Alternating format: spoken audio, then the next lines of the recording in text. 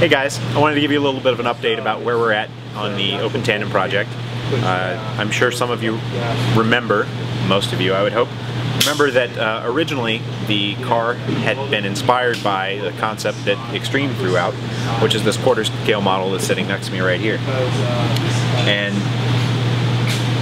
what wound up happening was that as we were building the chassis for this vehicle, we needed to make certain changes in order to make the vehicle street legal and to actually get the suspension geometry that we needed. So, for example, the upper shock mount for the front would actually be sticking out of the body right here. And we would in fact have the upper frame rail sticking out of the body about this much.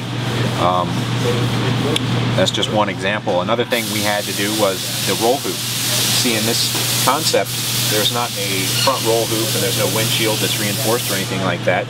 So we actually had to raise this rear roll hoop by almost twice the height, at least for the initial testing of the vehicle, so that we would be protecting the occupants in case of a rollover. Because if you look at this, from that down to the front of the car, you'd be going right through the driver's head.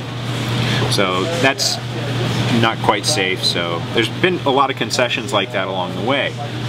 And so that's why right now we've been going back over and restarting the body design effort to encourage people to come out and give us some concepts that would actually fit on the chassis that we've designed.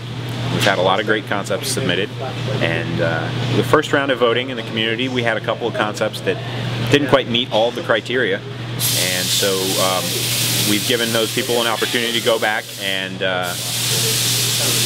reevaluate those concepts, shall we say. Some of them didn't quite have a long enough nose.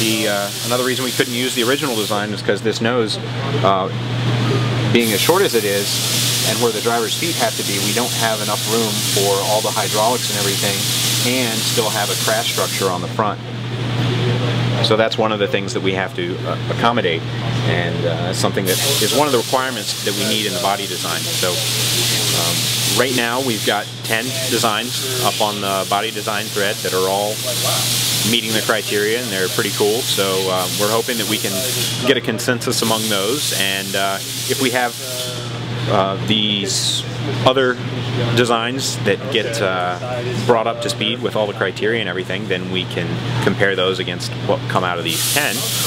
And hopefully in the next couple of weeks we can have something that's ready to go that we can then put into a refinement stage and actually do some engineering on how we're going to build it and see how it's going to fit up to the frame, and then we'll go and we'll get it built and hopefully have this thing ready for the street by middle of the summer.